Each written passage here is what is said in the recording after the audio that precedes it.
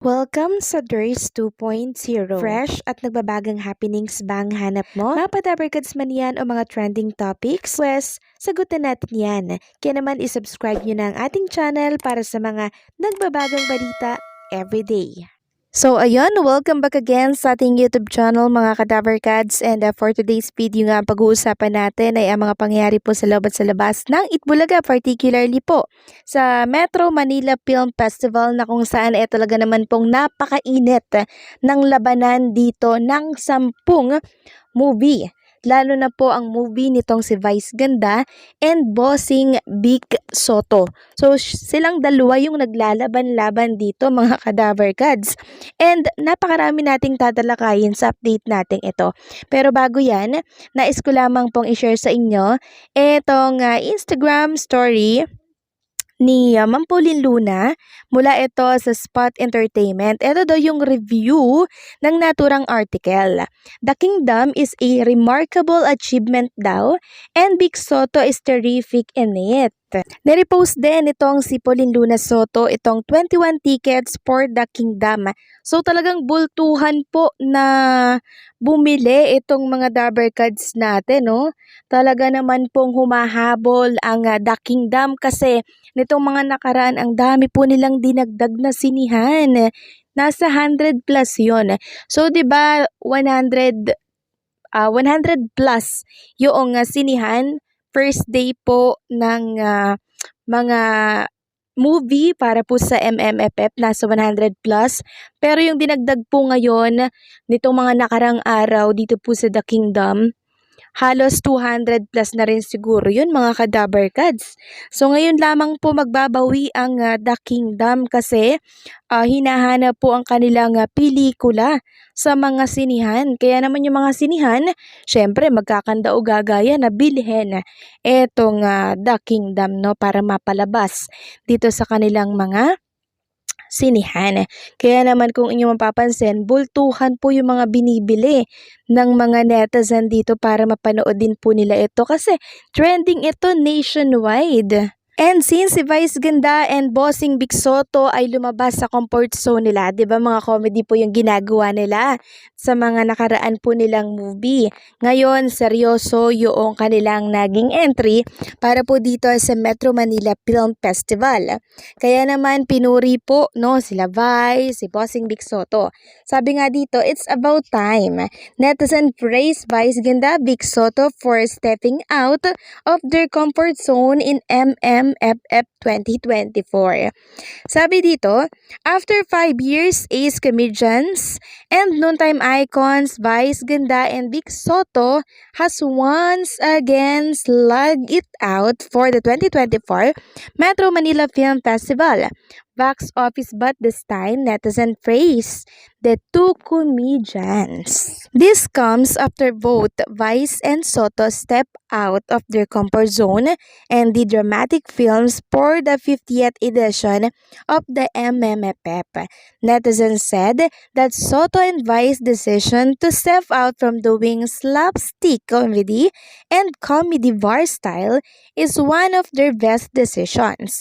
As of this time, Vices and the breadwinner is and Vic's The Kingdom, which bagged the second best picture, are the top two most watched films in the 2024 MMFF.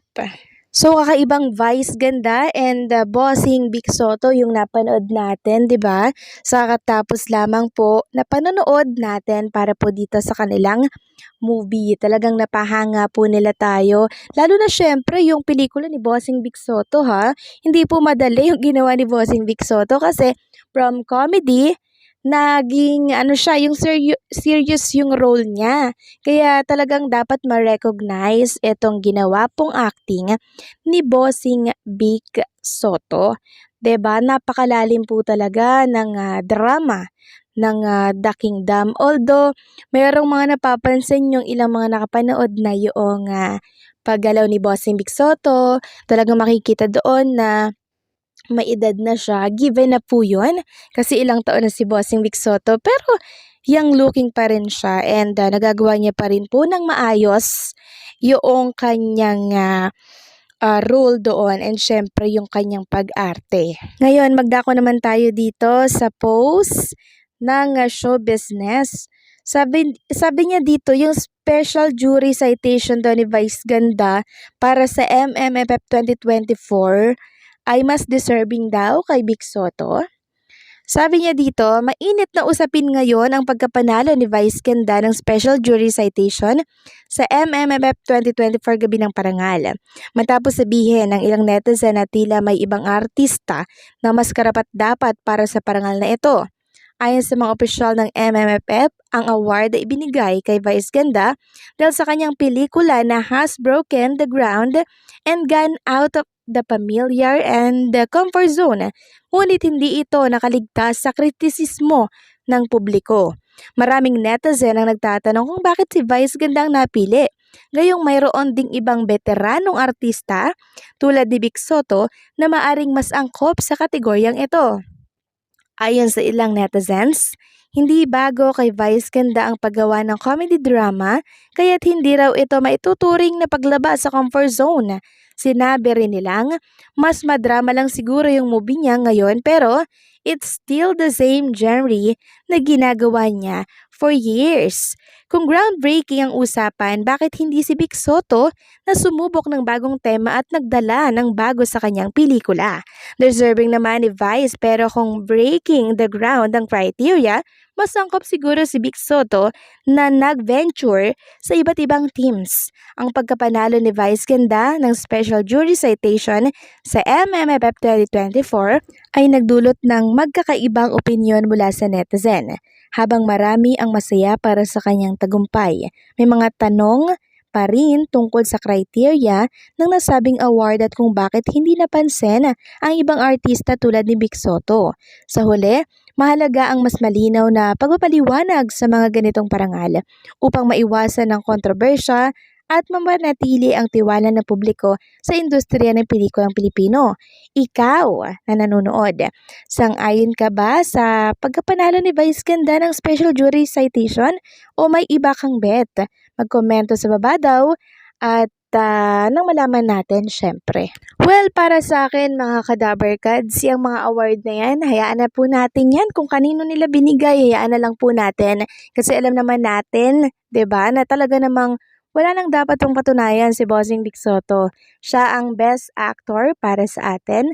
Siya ang the best para sa atin kasi talaga namang ginagawa niya po yung best niya para po tayo ay mapasaya, para tayo ay ma-entertain. 'Di ba? So yan na natin yung mga award na yan.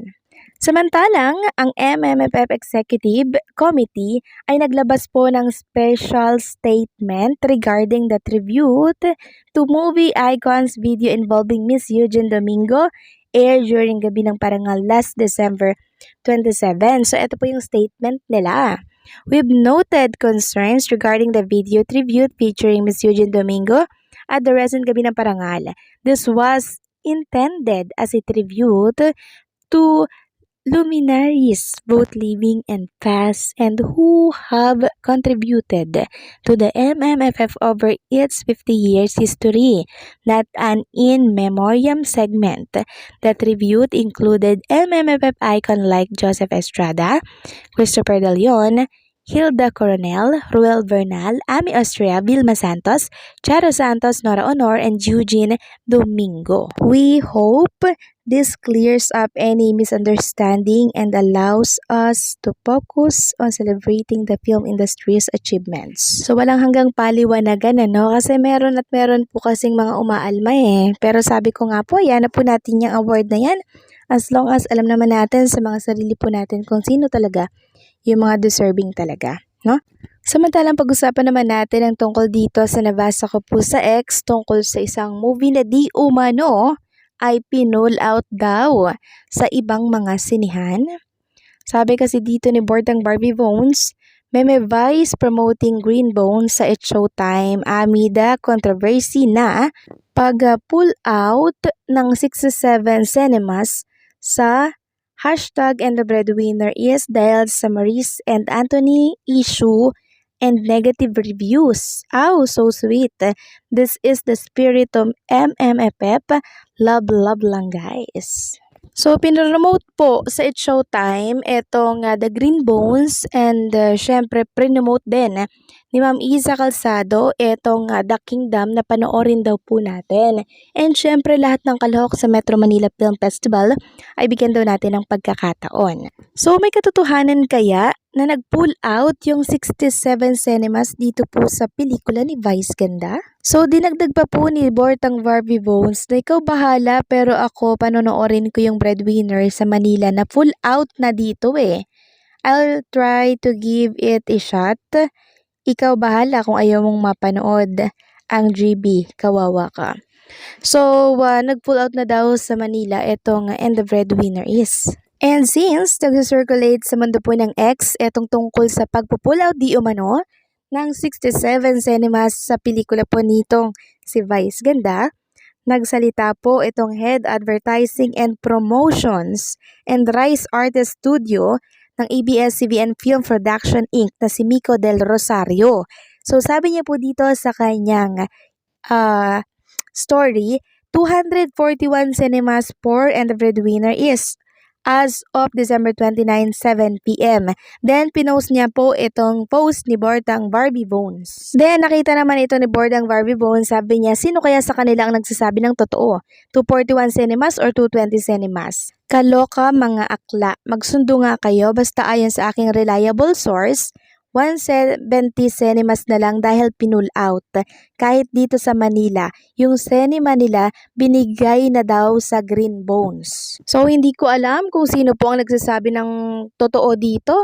Kung ito bang Advertising and Promotion and Rise Artist Studio ng ABS-CBN na si Miko Del Rosario or itong si Bortang Barbie Bones. So siguro pinull out kasi para mabigyan ng chance yung iba po na movie na kokonti lang yung slot sa mga sinehan. Sabi nga, give chance to other. Kasi nung first day po ng The Breadwinner Is, diba, 200 plus. So, siguro nakapanood ng lahat. Kaya naman, it's time to give naman sa ibang pelikula. So, anong sa inyo dito mga Kadaber Cads?